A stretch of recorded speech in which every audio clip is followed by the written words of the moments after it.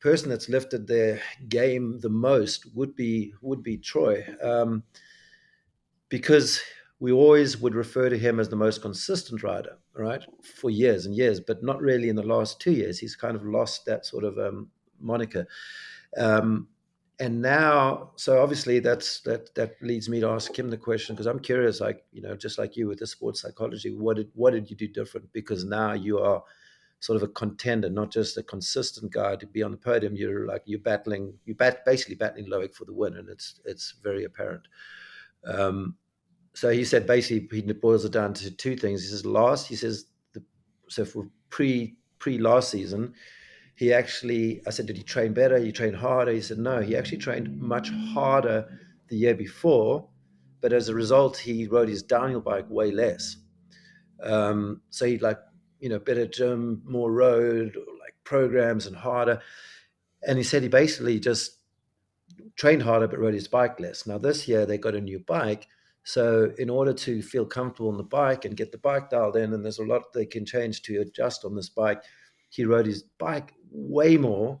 And he said he just felt more comfortable on the bike. And also, his whole off-season training, he said, was just a lot more fun because he was riding more, So that made the difference for Troy. You're as good as you are technically, but you can still improve, even at someone of Troy and how long he's been, by more bike time. And then I do remember you used to have your training schedule, and you had something that was called skills. And even though you were off season, you used to dirt jump a lot and ride your trail bike a lot. And a lot of these downhillers get burnt out, and they it's hard to think, because we like all these sports and cycling fans, we mountain bike fans, we don't put our bike away for 4 months and don't want to ride our bike, because that's why we're here. It's why we're listening to this podcast. That was my alarm to wake up, by the way. Fucking hell, got 2 hours earlier. Oh, nice. So these guys put their bikes away, but that also can negatively affect them, which Troy has basically admitted. Yeah, he didn't ride his downhill bike enough the year before off season.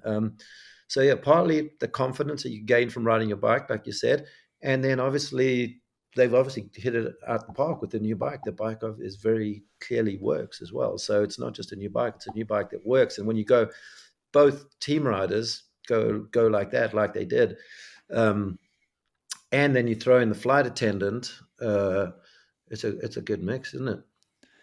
It is, and if you look at the podium, Dak had a new bike, new team, so he would have ridden it more.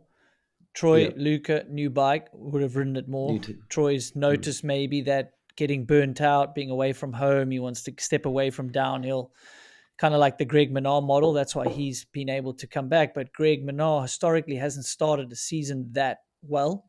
And that's because he's got less bike time. But then Loic and Finn with a new suspension, riding more, testing more. Loic's he's kind of maybe the first person to have the team and the mechanic do an all-round season with testing and riding, where say like Troy getting an Aussie mechanic helps. They can ride a little bit more at home. Gwyn obviously had American mechanics, so when they're testing and doing shuttle runs, it with his mechanic at home.